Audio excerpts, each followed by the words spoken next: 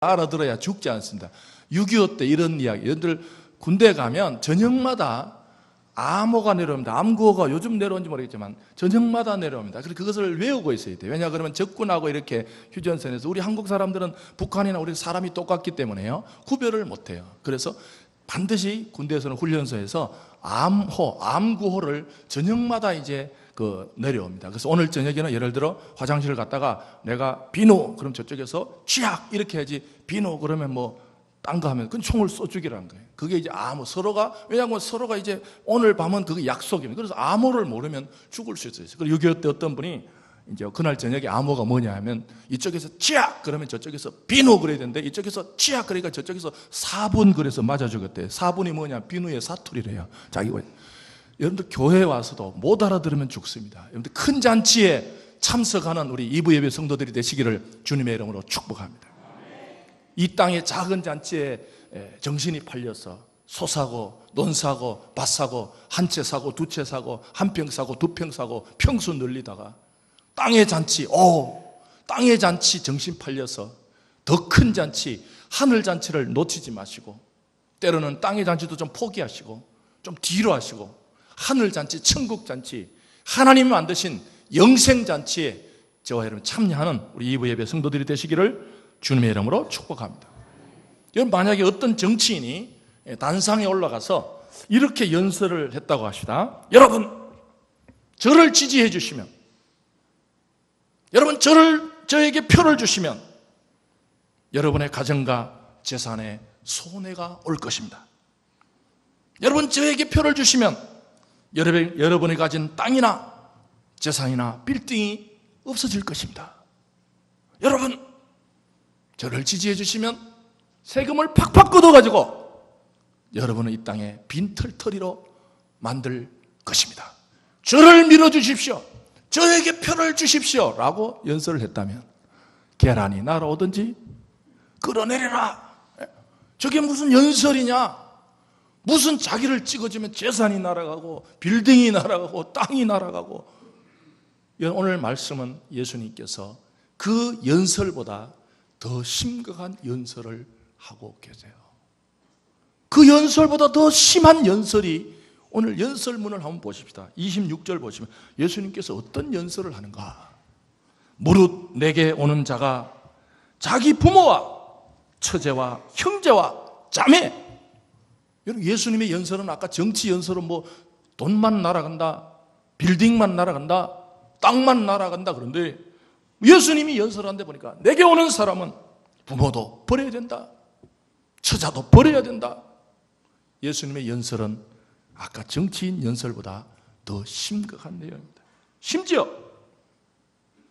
26절 중간에 보면 더욱이 자기 목숨까지 미워해야 된다. 이 미워한다는 말은요, 포기한다 그런 뜻이에요. 아까 정치 연설은 그냥 돈만 좀 잃어버리고 집만 좀 날아가면 되는데, 무슨 예수님은 연설할 때 나에게 오는 자는 자기 부모도 미워해야 되고 자기 처자식도 미워해야 되고 형제도 미워해야 되고 심지어 자기 목숨까지도 미워해야 된다고 연설하고 있습니다.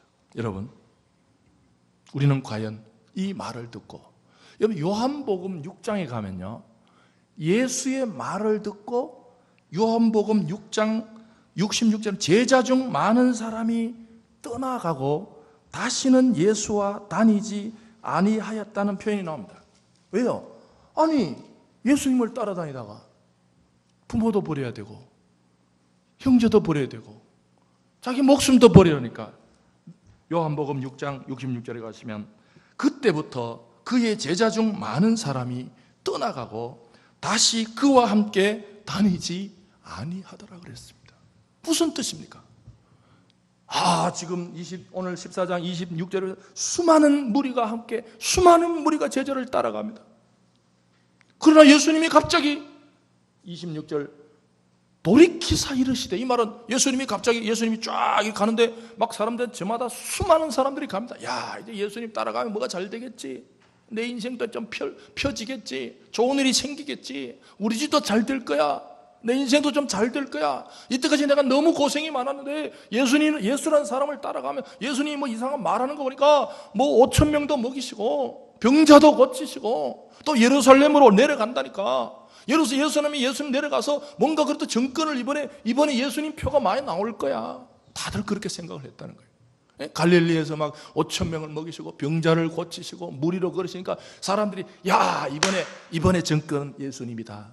응? 이번에 예수님을 따라가면 예수님이 앞으로 대통령 될 거야. 예수님이 대통령 되면 이제 막 그 요한의 엄마 같은 사람은 야 우리 아들은 예수님 또 가까이 따라갔으니까 이번에 무슨 장관하지 않겠어? 지금 수많은 사람들이 예수님을 따라가서 저마다의 기대를 어떤 몸이 아픈 사람 예수라는 사람을 따라가면 나 병 고치겠지. 돈이 좀 없는 사람은 야 예수님 따라가면 우리 집도 이제 가난을 벗어나겠지. 다들 그런 생각을 가지고 지금 26절에 수많은 무리가 함께 예수님을 쫙 따라가는데 예수님이 돌이켜 이렇게 이 말은 뭐냐 갑자기 팍 돌이키더니 완전히 썰렁한 말씀을 하시는 거예요. 나 따라오려면 자기 부모, 자기 형제. 이 대목은 좀 모든 예수 믿는 사람들이 다시 한번 생각을 하셔야 될 본문입니다. 아니면 자칫하면 26절에 무리 속에 살다가 죽을 수가 있다는 거예요. 평생 예수를 따라가지만 무리로 살다가 죽어. 여러분 무리는요, 여러분들 이 군중이란 거, 대중이란 거 어리석습니다. 여러분 지금 공산주의와 지금 사회주의가 지금 이제 소련은 다 무너졌고 동구권은 다 무너졌는데 지금 기껏 잡아 있는 게 지금 북한하고 지금 중국인데 중국도 사실은요 공산주의가 아니에요. 이제는 중국 자기들이 우리는 자본주의보다 더 자본주의란 거예요. 중국이 지금 엄청 자본주의로 나가고 있습니다. 중국은 세상 돈이면 다 끌어먹고 있습니다. 이번에 그 여자분 한 번 보니까 연봉 500억 버는 사람이 있더라고요. 한국보다 더 자본주의입니다. 여러분들 상해 가보셨나요? 이쪽은 이제 한국하고 비교도 안 됩니다. 그 자본, 돈을 버는 거에 눈을 뜬 사람들이 이 중국은 이제는 공산주의라고 공산당이 있긴 있어요. 물론 다 잡고 있지만 저변 확대가 안 된다는 거예요. 왜요? 이 중국인의 마음에는 돈, 자본이라는 게 더 낫다. 여러분 지금 북한이 지금 겨우 지구상에서 유일하게 지금 전체주의, 집단주의, 독재주의를 지금 하고 있잖아요. 여기 뭐냐면 대중을 이끌고 있어요. 무리를 선동하는 거예요. 이 정치가들이 히틀러가 그 짓을 했죠. 히틀러가 어리석은 대중들을 막 뒤에서 막 몇 사람 막 이렇게 조작해가지고 막 사람하니까 그 대중들은 와 따라가고 그 히틀러가 제일 좋아했던 방식. 무리는요, 이 예수님을 따라 무리는 그 당시에 예수라는 사람 따라가면 뭔가 좋아지겠다 확 따라가다가 얼마 안 가면 예수님이 십자가에 지기 직전에 그 뒤에서 몇 사람이 조작해버리니까 예수를 못 박아야 된다. 예수를 십자가 못 박아야 된다. 차라리 살인자 바라바를 놔주고. 말도 안 돼. 이 군중은요 누군가 뒤에서 움직이는 사람이 쏟고 있다는 생각을 해야 돼요. 몇몇 사람들에 의해서 그 사람이 탁탁탁 몇 개 해가지고 거짓말을 탁 해버리면 금방 지금 무리들은 나중에 예수님 십자가 오면 예수를 십자가 못 박아 죽이 그거 빌라도가 대중들이 무리들이 저렇게 원하니까 결국 빌라도가 나 저 사람들 그랬어. 이 무리로 살면요 진실에게 접근하지 못합니다. 그래서 예수님께서는 26절에 너희들 무리 속에 살지 말고 무리로 예수를 따르지 말고 오늘도 터벅터벅 무리로 예수를 따르는 사람들이 많습니다. 그냥 교회 가지 교회 가서 종교 좋다니까 교회 가서 좋은 말 들어서 나쁠 거 있어. 여러분 그러나 예수님은 무리에서 27절에 26절에 제자의 삶으로 우리를 부르십니다. 이 가을에 예수의 제자가 우리 서울 비전교에서 한 명이라도 더 만들어지는 복된 가을이 되시기를 주님의 이름으로 축복합니다. 이 독일의 본 헤퍼라는 목사님이 계십니다. 여러분들 주보를 한번 내볼까요? 주보를 내보시면 1변에 서울 비전교회하고 앞에 교회 마크가 있습니다. 여러분들 새신자 교육된 제가 설명을 해드렸는데 우리 교회에 어떤 사정으로 새신자 교육 없이 다니시는 분들은 잘 몰라서 그런데 이 마크가 제가 22년 전에 본 헤퍼의 책을 읽다가 감동을 받아서 그린 것입니다. 계시를 받은 게 아니고 본 헤퍼 책을 보다가 이 마크가 뭐냐면요 키 큰 분은 예수님입니다. 아시겠어요? 중간에. 그리고 양쪽에 사람입니다. 제가 보네퍼 책을 읽다가 우리는 그리스도를 가운데 두고서만 가까워질 수 있다. 그걸 한 거예요. 교회는요, 고양이가, 여러분들 고양이, 니하고 내하고 고양이 같으니까 친하자. 언젠간 깨집니다. 니하고 내하고 배운 게 학교가 비슷하니까 깨집니다. 니하고 내가 아파트 평수가 비슷하니까, 동네가 비슷하니까 다 깨집니다. 우리는 사이에 그리스도를 가운데 두고서만 가까워질 수 있음을 믿으시기 바랍니다. 저는 불신자들 부부들요, 저는 불신자 결혼 가보면 참 딱해요. 자기들 가깝다. 근데 뭐가 가까운 거예요? 가깝고도 먼 사이가 됩니다. 사람은요, 사람끼리 모여놓으면 오늘은 가깝지만 내일은 먼 사이가 될 수 있어요. 그게 부부입니다. 여러분, 사람은요, 사람끼리 붙여놓으면 가깝고도 먼 사이가 돼요. 돌아서면 남이 될 수가 있어요. 사람의 힘은 한계가 있습니다. 내 입장에 맞고 내 사정에 맞고 나에게 잘해주고 내 이익에 맞고 내 욕구를 충족시켜주면 그 사람이 사랑스럽지만 내 마음에 안 들 때는 멀어질 수 있는 게 사람이에요. 그러나 저는 본회 퍼책을 때 교회란 뭔가, 우리끼리는 성격이 아무리 성격, 당신도 성격 정말 좋고 나도 성격 정말 좋으니까 우리 한번 잘 사귀어 봅시다. 안 됩니다. 어떻게 되는가? 그리스도를 가운데 두고, 그래서 그리스도인들의 부부는 다릅니다. 예수 믿는 사람의 부부는요, 왜 친한가? 그 사람 둘이 친한 게 아니고 남편도 예수님과 친하고 아내도 예수님과 친하기 때문에 우리 부부들은 하나가 된 줄 믿습니다. 부부 세미나를 그렇게 하고 있어요. 중국 가서 제가 부부 세미나 이걸 설명했어요. 당신도 중국도 전도사님, 지난주에 우리 오셨다 간 분이 제가 그 부부 세미나 했던 그 조선족 목사님이십니다. 전도사님을 모아놓은데요, 겉으로는 멀쩡한데 우리가 큰 아파트, 이제 교회는 못 빌리니까 큰 아파트를 빌려가지고 이제 그 부부 세미나를 하는데 겉으로는 멀쩡한 분들이 저녁 되니까 부부 관계가 심각한 거예요. 심지어 어떤 사람은 내려오다가 헤어질 뻔 했는데 끊어놓은 게 차표를 둘이 못 갈라가지고 같이 왔다더라고. 아예 따로 가려 그러는데 이게 잘 안 맞아가지고 그냥 부부 세미나나 같이 하고 이제 올라가서 이제 본격적으로 올라가서 이제 둘이 빠이빠이 하려고 와 있더라고. 그런 사람도 있더라고. 그래가지고 제가 이 그림을 그려가면서 있는 광 없는 감 다 적어가지고 제 세미나를 듣고 아들까지 낳고 잘 사는 줄 믿습니다. 이번에 보니까 목사님 그 가정 깨질 뻔하다가 애 낳고 왜 그때 이걸 당신들끼리 아무리 친해도 안 된다, 가까워도 안 된다, 매일 뭐 먹고 돌아다니고 우리끼리 잘 맞고 어떤 그 부부 중에 또 그런 게 있다. 옷도 또 비슷한 거 둘이 시장에 사가지고 또 누리끼리 한 거 비슷한 것들이 있다. 그 커플티래. 그래, 커플티 입는다고 가까워지는 게 아니야 이 사람들아. 거기에서 가까워질 것 같으면 다 옷 사입고 유니폼 맞춰 입지. 그게 가지고 안 돼요. 너희들 사이에 예수님이 계시면 커플티 안 입어도 죽는 날까지 천국까지 잘 살 줄 믿습니다. 이 교회는요, 왜 가능성이 있는가? 우리는 뭐 가지고 친해요? 우리 중간에 예수 그리스도께서 계심을 믿기 때문에, 내가 예수님 믿고 그분도 예수님 믿기 때문에 우리는 하나가 될 줄 믿습니다.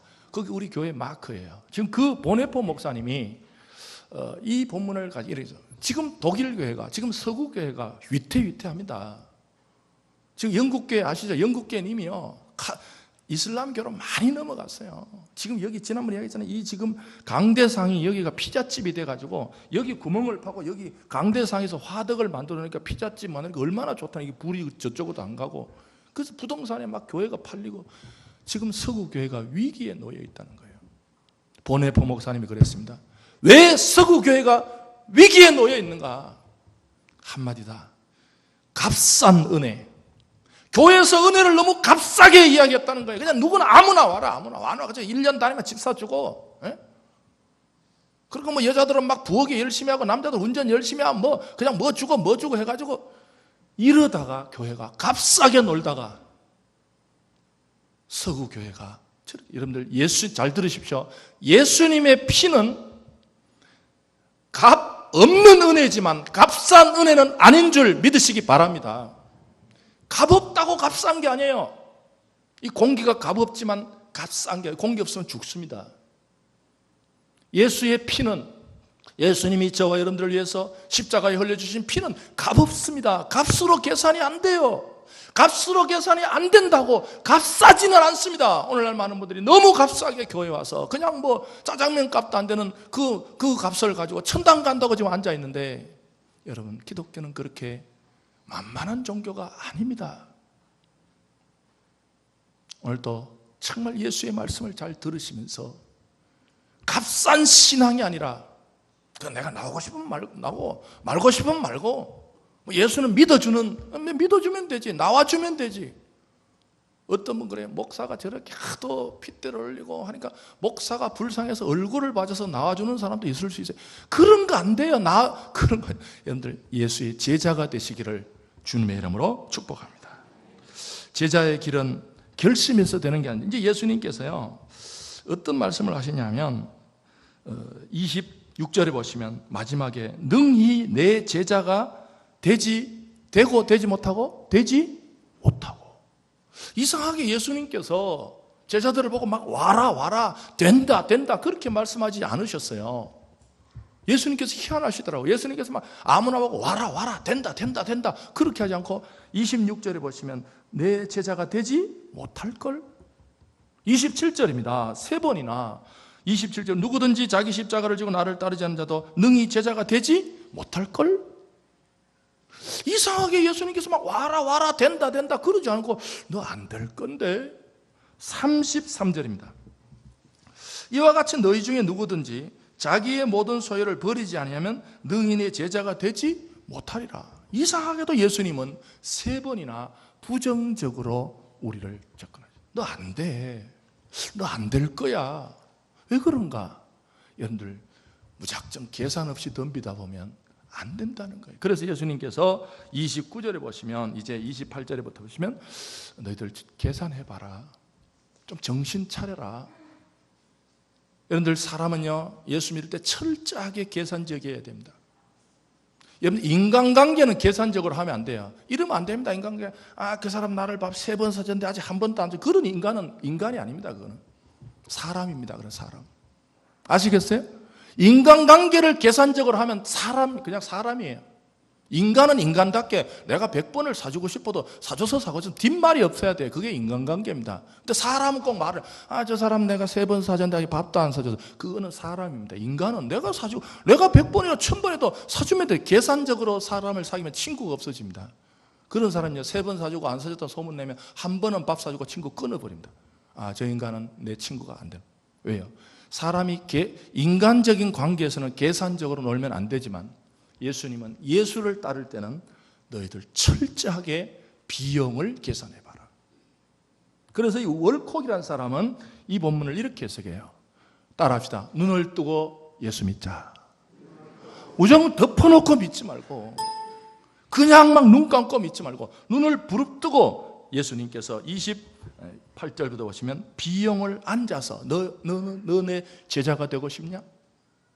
그러면 28절에 먼저 앉아라는 거예요.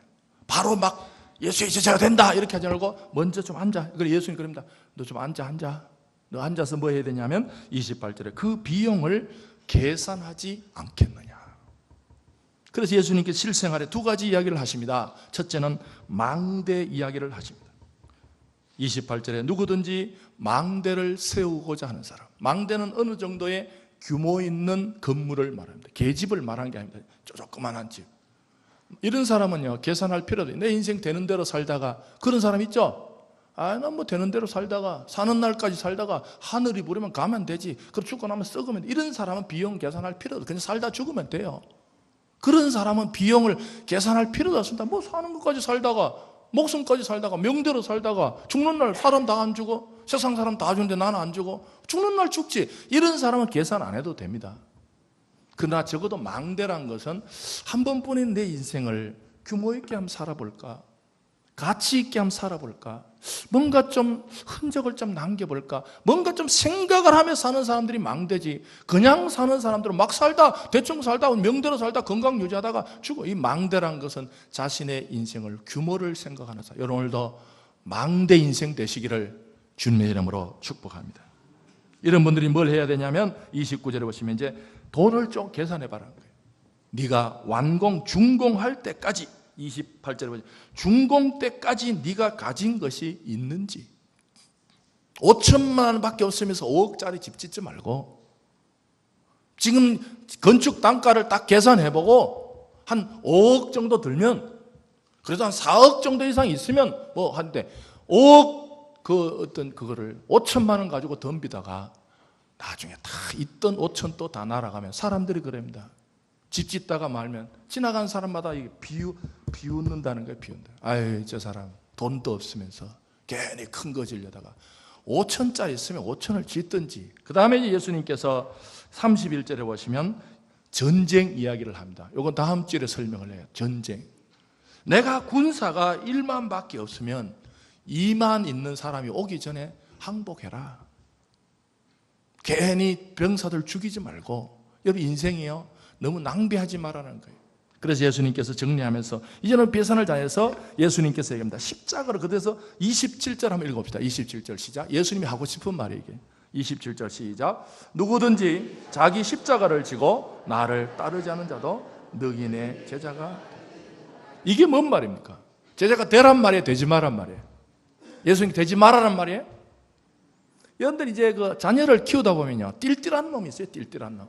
그런 놈 있죠. 자녀를 키우다 보면요, 부모의 말귀를 못 알아듣는 애가 있어요. 이런 애가 있어요. 공부를 평소에 안 해요. 평소에 안 하던 놈이 어느 날 갑자기 책을 많이 들고 가가지고 탁 쌓아놓고 공부를 해요. 엄마가 뒤에 가서 그러는데, 얘야, 너 좀 이번에 전교 1등하기 힘들걸? 이렇게 말해요. 띨띨한 애는 뭐라니까? 1등하기 힘들어? 알았어, 안 할게. 그러고 나가서 이제 책 버리고 노는 놈은 띨띨한 놈이에요. 엄마가 말하는 건 뭐예요? 너 평소에 공부 안 하던 애가 갑자기 그렇게 하면 성적 올라가기 힘든데 정신차려 1등은 안 해도 좋으니까 2, 3등이 하면 다행이고, 뭐 하는 마음이에요, 그거 지금? 걱정해 주는 마음이에요. 그래서 이게 좀 돌아가는 애는 그때, 엄마가 나보고 공부하라는 얘기구나. 너 전교 1등하기 힘들걸? 그럴 때, 엄마가 내가 평소에 내 공부를 안 했으니까, 엄마 나 걱정해서 그런 말이네. 너 공부해야지. 이러고 공부하는 놈은 똘똘한 놈이고, 에이쌍 그러고 나가는 애는 띨띨한 새끼입니다. 걔는 키워봐야 소용이 없어요. 못 알아듣는데. 여러분들 보십시다. 27절에 누구든지 자기 십자가를 지고 나를 따르지 않는데도 능히 제자가 되지. 뭐 이 말은 예수님께서 그럼 너희들 나의 제자가 되길 바래. 내 제자가 되기를 꼭 바래. 그러나 내 제자가 되는 길은 쉽지 않아. 뭐를 져야 돼? 십자가를 져야 돼. 여기 십자가 앞에 뭐가 있습니까? 누구든지 뭔 십자가를 지고? 자기 십자가를. 이 자기가 오후에 연애할 때 이 자기 저 자기가 아닙니다. 이 자기가 뭔 자기예요? 이 자기는 뭐냐면 로마 시대에 극악범들, 보통 죄수가 아니고 극악범들은 십자가형을 취하는데 어떻게 하냐면 자기가 형장에 가서 달려 죽을 나무를 자기 어깨에 메고 걸어가게 합니다. 그게 자기 십자가예요. 왜 그런가? 흉악 보면 바로 죽이지 않습니다. 왜 그런가? 이걸 메고 동네 앞으로 지나갈 때 무슨 뜻, 십자가를 진다는 게 무슨 뜻이냐면 내가 틀렸고 로마 제국의 재판이 맞습니다라는 것을 보여주라는 거예요. 내가 이렇게 십자가 나무를 지고 내가 가는 것은 내가 잘못했고 로마의 재판이 옳았음을 인정합니다라는 것을 세상 사람들에게 보여줍니다. 그래서 사람들이 보고 아하, 저놈이 지 죄를 인정하고 로마 제국의 법이 맞구나 라는 것을 보여주라는 행위입니다. 여러분, 예수께서 우리를 십자가를 지고 따라오는 게 무슨 뜻입니까? 삶 속, 금방 죽으라 소리가 아니에요. 삶 속에서 항상 우리는 예수의 십자가를 지고 나를 따라, 여기 보면 누구든지 자기 십자가를 지고 따라오라는 말은 너희들 삶 속에서 항상 너희들이 틀렸고 주님, 내 생각은 틀렸습니다. 내 생각은 오류가 있습니다. 나는 한계가 있습니다. 계속 자기를 잘못됐다는 걸 인정할 때 예수의 생명이 살아날 줄 믿습니다. 여러분, 이번에 추석 때 사람들 모아놓고 은근 중에 그런 사람 있죠. 아유, 내가 옛날부터 해놓고 내가 뭐 해놓고 이런 사람은 십자가를 지는 삶이 아니에요. 십자가를 진다는 것은 나는 부족했지만, 나는 지금 이 자리에 오를 수 있는 자격이 없지만 주의 은혜로 하나님의 방식이 옳았기 때문에 내가 지금 여기 서 있다고 고백하는 날마다 십자가를 지는 우리 이부예배 성도들이 되시기를 주님의 이름으로 축복합니다. 십자가를 진다는 게 당장 죽으라는 뜻이 아닙니다. 삶 속에서 언제나 우리 성교에 모이면 언제나 자기가 옳음을 증명한 사람, 십자가를 지는 삶이 아닙니다. 성교에 문제가 생기고 어려움이 생길 때마다 그래, 내가 잘못했어, 내 탓이야, 내가 틀렸어, 그렇게 십자가를 지는 사람이 있는 성교에는 살아날 줄 믿습니다. 십자가를 진다는 뜻이 뭡니까? 끝자리로 가라는 거예요. 여러분들 설교 노트 보십시다. 설교 노트. 설교 노트 공부만 이제 하면 끝나는 거예요. 설교 노트 보시면 14장의 흐름을 알아야 됩니다. 여러분들 연속 그걸 보시면 꼭 남자들이 중간에 안 보고 자꾸 여자분들한테 묻는데 똑같습니다. 십자가 누가복음 14장의 흐름은 첫 번째 7절부터 14절을 보시면 큰 소리를 읽어봅시다. 시작. 끝자리에 앉으라. 두 번째 14절부터 24절에 큰 잔치. 무슨 뜻입니까? 땅에서 끝자리를 앉는 자들은, 땅에서 제일 힘든 일, 제일 못난 일, 제일 남이 하기 싫은 일, 제일 안타까운 일, 제일 꼴찌, 제일 힘든 삶 속에 자기를 투자하는 자들은 언젠가는 큰 잔치가 기다리고, 여러분들 땅에서 너무 좋은 잔치 자기가 다 차져버리고, 좋은 자리 다 차져버리고, 좋은 일 자기가 다 해버리고, 이런 삶은 큰 잔치가 있지 않습니다. 그리고 25절부터 35절 보시면 그 큰 잔치에 들어갈 사람들은 땅에서 제자의 삶을 살아갑니다. 왜? 내 인생 앞에 언젠가는 하나님이 마련할 큰 잔치가 기다리고 있기 때문에 내 삶 속에서 제자의 삶을 살아가고, 끝자리. 예수님은 그럽니다. 너희들, 나는 지금 끝자리로 가고 있어. 나는 지금 예루살렘으로 내려가서 끝자리에 앉으려고 그래. 십자가를 지려고 그래. 여러분, 예수님께서 이 땅에 오셔서 가장 끝자리, 가장 죄인의 자리, 가장 힘든 자리, 가장 고난의 자리, 그 끝자리에 예수께서 앉으셨기 때문에 우리 인류는 다시 살아난 줄 믿습니다. 어머니의 끝자리. 가족이 지금 오늘 왜 이렇게 가족이 구성되어 있는가? 어머니가 평생 동안 가정 중에서 가장 끝자리에 앉아 계셨기 때문에 가정이 사는 것처럼, 여러분, 내가 산 이유는 예수께서 어느 내 생애 중에 가장 내가 앉을 끝자리에, 내가 앉을 십자리에 예수님께서 앉으셨기 때문에 우리는 다시 살아났습니다. 여러분, 인생을 다시 시작하고 싶은 분들 어디서 시작할까요? 교회에서는 십자가에서 다시 시작하시는 은혜가 있으시기를 주님의 이름으로 축복합니다. 이 시간 우리 주여 한번 외치고, 하나님 아버지, 정말 내 인생이 무리로 살다가 예수의 주변부에 살다가 그렇게 죽지 않도록 도와주시고, 예수의 제자의 삶을 살아가고 어디를 가든지 좀 끝자리를